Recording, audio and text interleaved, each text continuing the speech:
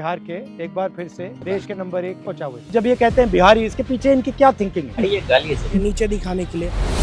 Teachers की जो quality है वो बद से बदतर हो चुकी है। बिहार को बनाया नहीं जा रहा है। सिस्टमेटिक अटैक हुआ है बिहार के छात्रों पे। जाति के नाम पे फिजिकल वायलेंस हो रहा है। बिहार को एक लेबर सरप्लस स्टेट बना दिया गया है जहां से चीप रेट में आपको मजदूर मिलते रहेंगे। सामाजिक बंटवारा और जातिवाद हो रहा है सर। और वही बात वोट चोरी में हो रहा है, प्राइवेटाइजेशन ऑफ एजुकेशन। सर आपका नेट जेआरएफ नहीं है फिर भी आपका एडमिशन हो जाएगा। क्यों? क्योंकि आप आरएसएस में हो। सावरकर को वीर बता रहे हैं कि फ्रीडम फाइटर थे। पेपर बिहार में लीक हो जा रहा था। जब अपने हक की आवाज उठा रहे हैं तो लाठियां खाने को नहीं मिलता है। मेरा भाई आईआईटी दिल्ली में पीएचडी कर रहा है, उसके किसी दोस्तों को पता चल गया, एक दोस्ती तोड़ दिया सर। क्यों? क्योंकि तुम आईआईटी कैसे पहुंच गए, तुम छोटे जात के हो।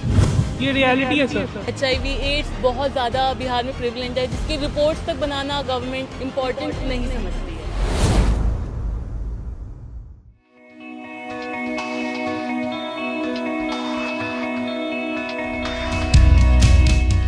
Hello, how are you?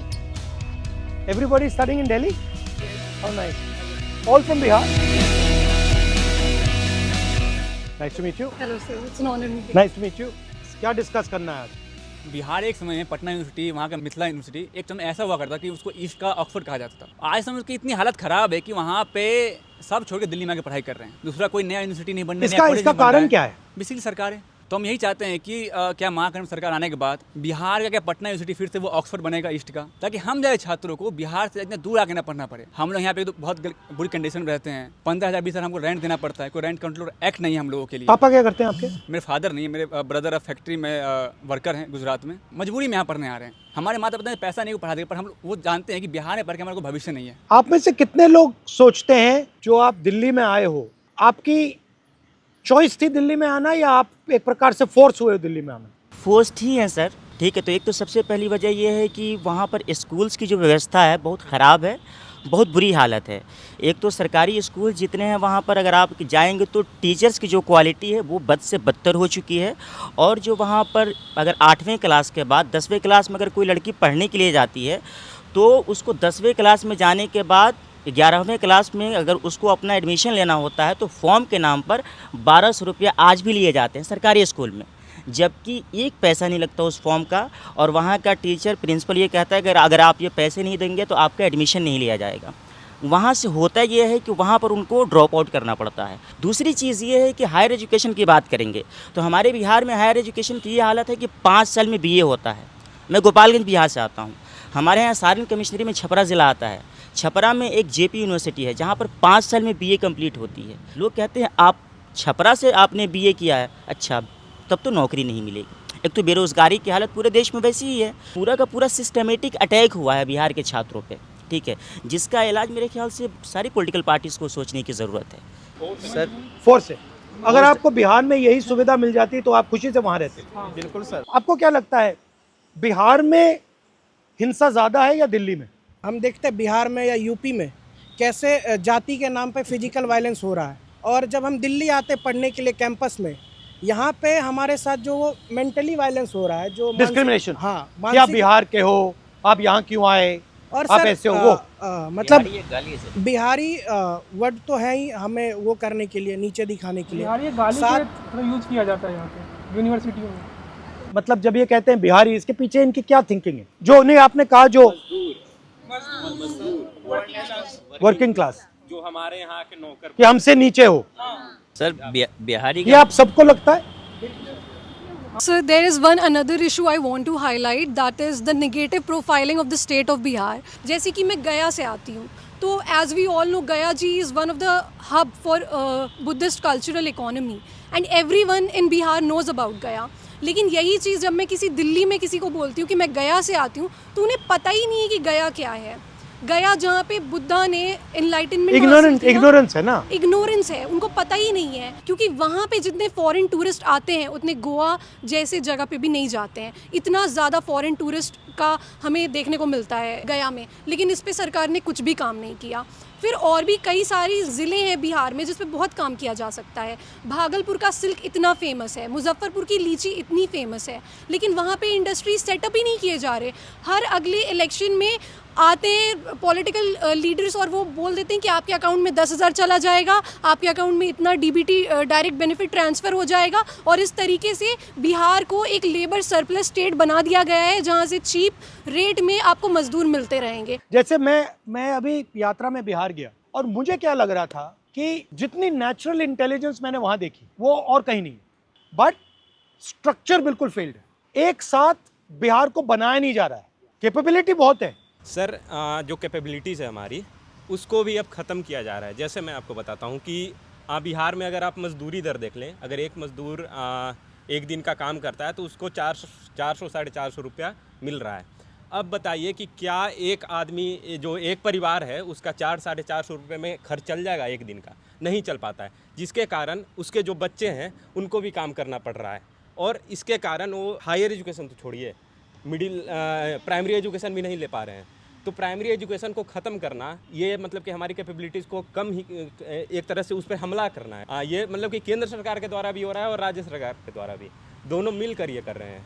Privatisation of education, privatisation of health care, privatisation of public sector, इसके आप खिलाफ हैं या इसको सपोर्ट करते हैं? तो आपको लगता है कि सरकार का फोकस एजुकेशन पे, हेल्थ केयर पे, बेसिक इंफ्रास्ट्रक्चर पे होना चाहिए? जी सर, बिल्कुल सर। आपने देखा है कि नेशनल एजुकेशन में 2020 आया, उसने किस तरह हमारे इंस्टीट्यूट को बर्बाद किया है। ऑटोनमस बॉडी बना दिया है। हंसा कॉलेज में शादियाँ होती हैं सर किराए पर, हॉल देके, वहाँ पे ग्राउंड देके। मैं बता रहा हूँ, दिल्ली स्कूल ऑफ जर्नलिज्म जो देश का टॉप यूनिवर्सिटी है जर्नलिज्म का, उसकी फीस सर 80,000 रुपये है। इसी साल CUT के अंदर सर एक OBC समाज का बच्चा जो एंट्रेंस क्लियर कर लेता है CUT का, बट पैसे के कारण केवल एडमिशन नहीं ले पाया। जर्नलिस्ट बनने का मैं सपना उसको छोड़ना पड़ा, और ये प्राइवेटाइजेशन के कारण लगातार हर साल हम लोगों का 5,000-6,000 फीस बढ़ जा रहा है। सर मैं पहला बैच हूँ NEP का, न्यू एजुकेशन पॉलिसी का। मैं हिंदी ऑनर्स कर रहा हूँ। हिंदी को छोड़ के बाकी 4 और सब्जेक्ट पढ़ाएंगे। योगा हो गया, या सावरकर के बारे में पढ़ा रहे हैं।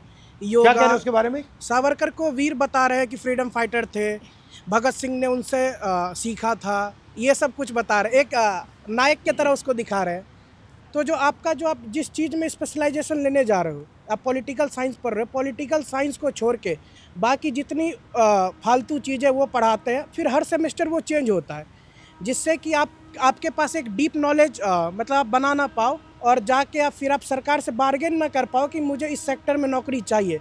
कि नॉलेज को डिस्ट्रॉय किया जा रहा है, बट इसलिए डिस्ट्रॉय किया जा रहा है कि आप अपना हक ना मानो, बिल्कुल ना मांगो। और ये जो डिस्क्रिमिनेशन है, ये होता कैसे करते? मतलब एक तो आपको सीधा कह दिया कि यार बिहारी हो, बट और सोफिस्टिकेटेड तरीके से भी होता है कि आपको मतलब जगह नहीं मिल रही है, जॉब नहीं मिल रहा है, इंटरव्यू में। सर मेरा भाई IIT दिल्ली में PhD कर रहा है, उसके किसी दोस्तों को पता चल गया कि वो PhD में IIT दिल्ली पहुंच गया, उससे दोस्ती तोड़ दिया सर, ना बात करना ना कुछ। क्यों? क्योंकि तुम IIT कैसे पहुंच गए, तुम छोटे जात के हो, ये रियलिटी है सर। इनफैक्ट सर PhD में सीट कम हो रहा है, कुछ ही समुदाय का सर एडमिशन हो रहा है, क्योंकि वो RSS से नाम पहले आ जाता है सर। आपका सर नेट नहीं है, JRF नहीं है, फिर भी एडमिशन होगा, क्योंकि आपको लग रहा है ना कि RSS में से पूरा कैप्चर हो गया है? सर पूरा सर आपका नेट JRF नहीं है, फिर भी आपका एडमिशन हो जाएगा। क्यों? क्योंकि आप RSS में हो। सर एक मेरा इशू था, जैसे कि हमने कास्ट डिस्क्रिमिनेशन पे बात किया, वाई नॉट की जो माइनॉरिटी डिस्क्रिमिनेशन खास करके मुस्लिम का हो रहा है सर, वो भी तो देखा जाए। बताओ। कितने ज़्यादा एट्रोसिटीज़ हो रहे हैं, मॉब लिंच हो रहे हैं।